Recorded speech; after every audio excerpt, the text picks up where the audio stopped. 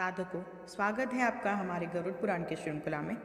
जैसा कि पिछले अध्याय में हमने देखा, जीव की गर्भावस्था का दुख, गर्भ में पूर्व जन्मों के ज्ञान की स्मृति, जीव द्वारा भगवान से अब आगे दुष्कर्मों को न करने की प्रतिज्ञा, गर्भवास से बाहर आते ही वैष्णवी माया द्वारा उसका मोहित होना तथा गर्भावस्था की प्रतिज्ञा को भुला देना।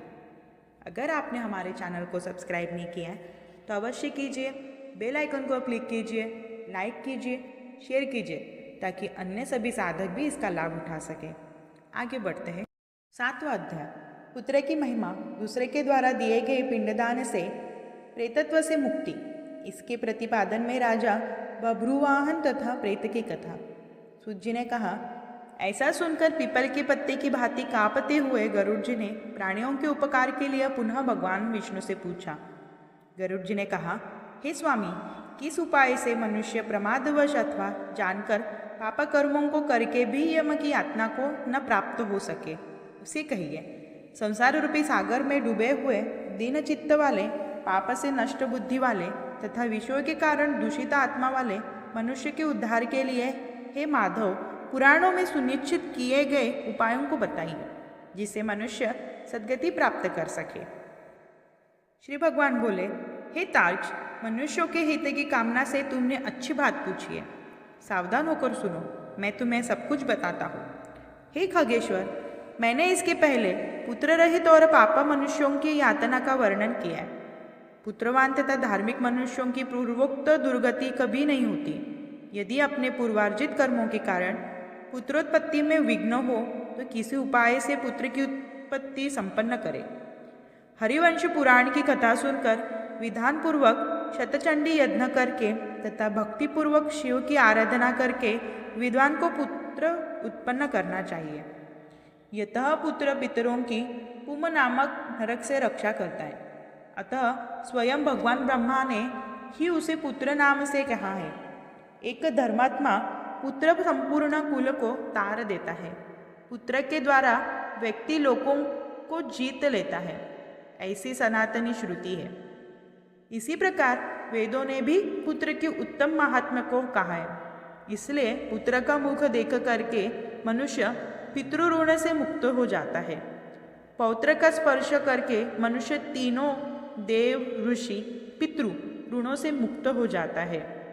इसी प्रकार पुत्र, पौत्र और प्रपौत्र से यमलोकों का अतिक्रमण करके स्वर्ग आदि को प्राप्त करता है। ब्राह्म विवाह की विधि से ब्याही गई पत्नी से उत्पन्न औरस पुत्र ऊर्ध्वगति प्राप्त करता है और संगृहित पुत्र अधोगति की ओर ले जाता है।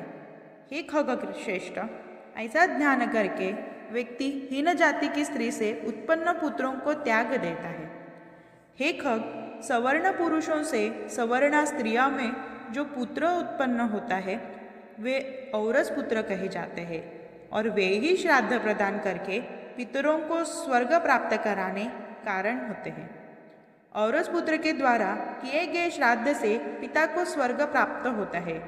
इस विषय में क्या कहना? दूसरे के द्वारा दिए गए श्राद्ध से भी प्रेत स्वर्ग को चला जाता है। इस विषय में सुनो। यहाँ मैं एक प्राचीन इतिहास कहूँगा जो ऊर्ध्वदेहिक दान के श्रेष्ठ महात्म्य को सूचित करता है।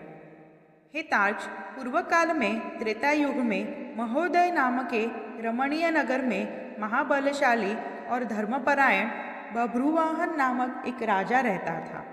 वह यज्ञानुष्ठान परायण, दानियों में श्रेष्ठ, लक्ष्मी से संपन्न, ब्राह्मण भक्त तथा साधु पुरुषों के प्रति अनुराग रखने वाला, शील एवं आचार आदि गुणों से युक्त, स्वजनों के प्रति अपनत्व और इतर जनों के प्रति दया के भाव से संपन्न था।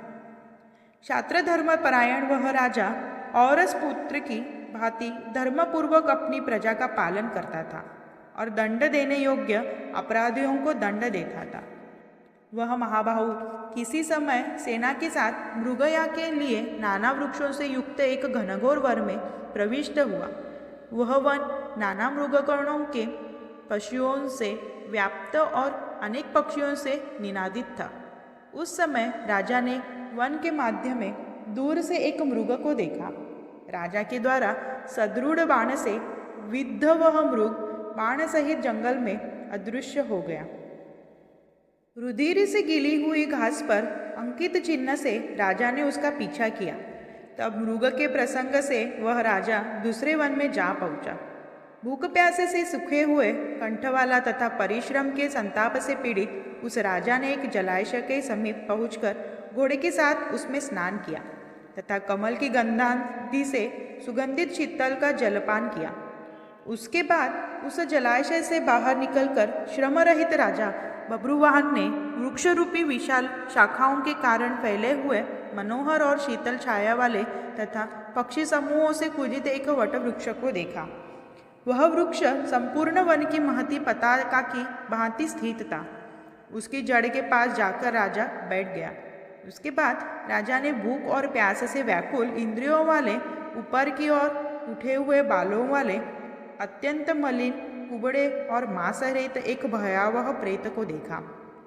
उस विकृत आकृति वाले भयावह प्रेत को देखकर बब्रुवाहन विस्मित हो गया। प्रेत भी घने जंगल में आए हुए राजा को देखकर चकित हो गया और समुत्सुक मन वाला होकर वह प्रेतराज उसके पास आया। हे तार्क्ष, तब उसे प्रेतराज ने राजा से कहा, हे महाबाहो, आपके संबंध से मैंने प्रेतभाव का त्याग कर दिया। हे अर्थात मेरा प्रेतभाव छूट गया है और मैं परम शांति को प्राप्त हो गया हूँ तथा धन्यतर हो गया हूँ। राजा ने कहा, हे कृष्ण वर्ण वाले तथा भयावह रूप वाले प्रेत, किस कर्म के प्रभाव से देखने में डरावने लगने वाले और बहुत ही अमंगलकारी इस प्रेतत्व को स्वरूप को तुमने प्राप्त किया है? हे तात, अपने प्रेतत्व की प्राप्ति का सारा कारण बतलाओ। तुम कौन हो और किस दान से तुम्हारा प्रेतत्व नष्ट होगा? प्रेत ने कहा, हे श्रेष्ठ राजन, मैं आरंभ से आपको सब कुछ बताता हूँ। प्रेतत्व का कारण सुनकर आप कृपया उसे दूर करने की दया कीजिए। वैदिश नामक नगर था जो सभी प्रकार की संपत्तियों से समृद्ध, नाना जनपदों से व्याप्त, अनेक प्रकार के रत्नों से परिपूर्ण, धनिकों के भवनों तथा देव एवं राजप्रदासों से सुशोभित और अनेक प्रकार के धर्मानुष्ठान से युक्त था। मैं वहाँ रहता हुआ निरंतर देव पूजा किया करता था। आपको विदित तो होना चाहिए कि मैं वैश्य जाति में उत्पन्न हुआ और मेरा नाम सुदेव था। मैंने हव्य प्रदान करके देवताओं को तथा कव्य प्रदान करके पितरों का तर्पण किया। अनेक प्रकार के दानों से मैंने ब्राह्मणों को संतुष्ट किया था और अनेक बार दीन, अंधे एवं कृपण मनुष्यों को अन्न दिया था। किंतु हे राजन, मेरा वह सारा सत्कर्म मेरे दुर्व्यव से निष्फल हो गया। जिस कारण मेरा सुकृत निष्फल हुआ वह मैं आपको बताता हूँ। मुझे कोई संतान नहीं है, मेरा कोई सुहृद नहीं है, कोई बांधव नहीं है और न ऐसा कोई मित्र ही है जो मेरी अर्ध्वदेही क्रिया करता। हे महाराज, मृत्यु के अनंतर जिस व्यक्ति के उद्देश्य से षोडश मासिक श्राद्ध नहीं दिए जाते, सैकड़ों श्राद्ध करने पर भी उसका प्रेतत्व सुस्थिर ही रहता है, अर्थात दूर ही नहीं होता। हे महाराज, आप मेरा अर्धदेही कृत्य करके मेरा उद्धार कीजिए, क्योंकि इस लोक में राजा सभी वर्णों का बंधु कहाता है। इसलिए राजेंद्र, आप मेरा उद्धार कीजिए, मैं आपको मणिरत्न देता हूँ। हे वीर, यदि आप मेरा हित चाहते हैं तो जैसी मेरी सद्गति हो उस सके और मेरी प्रेतयोनि से जैसी मुक्ति हो सके वैसा आप करें। भूख, प्यास आदि दुखों के कारण यह प्रेतयोनि मेरे लिए दुस्सह्य हो गई है। इस वन में सुंदर स्वाद वाले शीतल जल और फल विद्यमान है, फिर भी मैं भूख और प्यास से पीड़ित हूँ। मुझे जल और फल की प्राप्ति नहीं हो पाती। हे राजन, यदि मेरे उद्देश्य से यथाविधि नारायण बलि की जाए, उसके बाद वेद मंत्र के द्वारा मेरी सभी अर्ध्वदेही क्रिया संपन्न की जाए तो निश्चित ही मेरा प्रेतत्व नष्ट हो जाएगा, इसमें संशय नहीं है। मैंने सुन रखा है कि वेद के मंत्र, तप, दान और सभी प्राणियों में दया, सत्शास्त्रों का श्रवण, भगवान विष्णु की पूजा और सज्जनों की संगति, ये सब प्रेतयोनि के विनाश के लिए होते हैं। इसलिए मैं आपसे प्रेतत्व को नष्ट करने वाली विष्णु पूजा को कहूँगा। हे राजन, न्यायोपार्जित 2 सुवर्ण बाहर का सोना लेकर उससे नारायण की एक प्रतिमा बनवाए, जिसे विविध पवित्र जलों से स्नान कराकर 2 पीले वस्त्रों से वेष्टित करके सभी अलंकारों से विभूषित कर अधिवासित करे। तदनंतर उसका पूजन करे। उस प्रतिमा के पूर्व भाग में श्रीधर, दक्षिण में मधुसूदन, पश्चिम में वामन और उत्तर में गदाधर, मध्य में पितामह ब्रह्मा तथा महादेव शिव की स्थापना करके गंध पुष्पादि द्रव्यों के द्वारा विधि विधान से पृथक पृथक पूजन करे। उसके बाद प्रदक्षिणा करके अग्नि में हवन करके देवताओं को तृप्त करके घृत दधि तथा दूध से विश्वेदवों को तृप्त करे। तदनंतर समाहित चित्त वाला यजमान स्नान करके नारायण के आगे विनित्मा का होकर विधिपूर्वक मन में संकल्पित और्ध्वदेही क्रिया का आरंभ करे।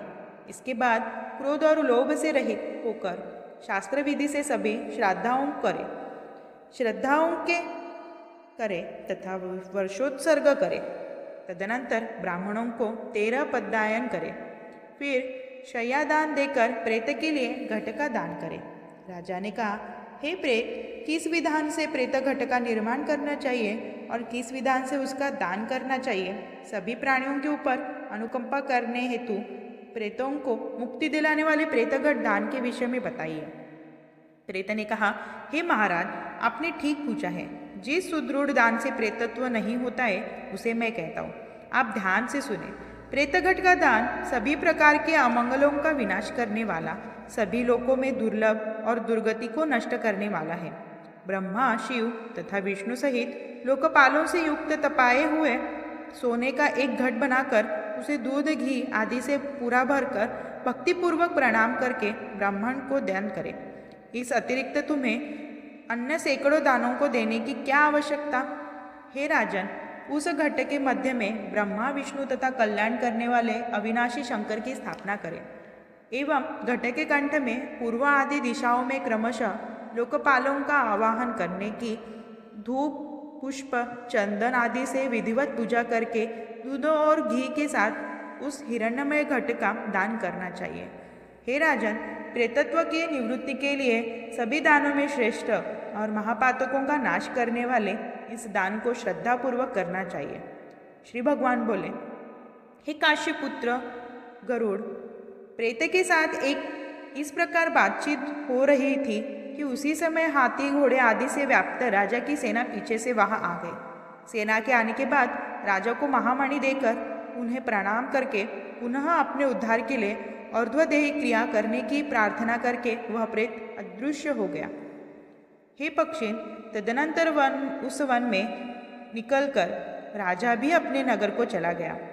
अपने नगर में पहुंचकर प्रेत के द्वारा बताए हुए वचनों के अनुसार उसने विधि विधान से और्ध्वदेही क्रिया का अनुष्ठान किया। उसके पुण्य प्रदान से मुक्त होकर प्रेत स्वर्ग को चला गया। जब दूसरे के द्वारा दिए गए श्राद्ध से प्रेत की सद्गति हो गई तो फिर पुत्र के द्वारा प्रदत्त श्राद्ध से पिता की सद्गति हो जाए, इसमें क्या आश्चर्य? इस पुण्यप्रद इतिहास को जो सुनता है और जो सुनाता है वे दोनों पापाचारों से युक्त होने पर भी प्रेतत्व को प्राप्त नहीं होते। इसी प्रकार हमारा 7वां अध्याय संपूर्ण हुआ। आपको हमारा ये अध्याय कैसे लगा? गरुड़ पुराण की श्रृंखला सुनने में कैसी लगी? आप हमें कमेंट करके ज़रूर बताइए। धन्यवाद।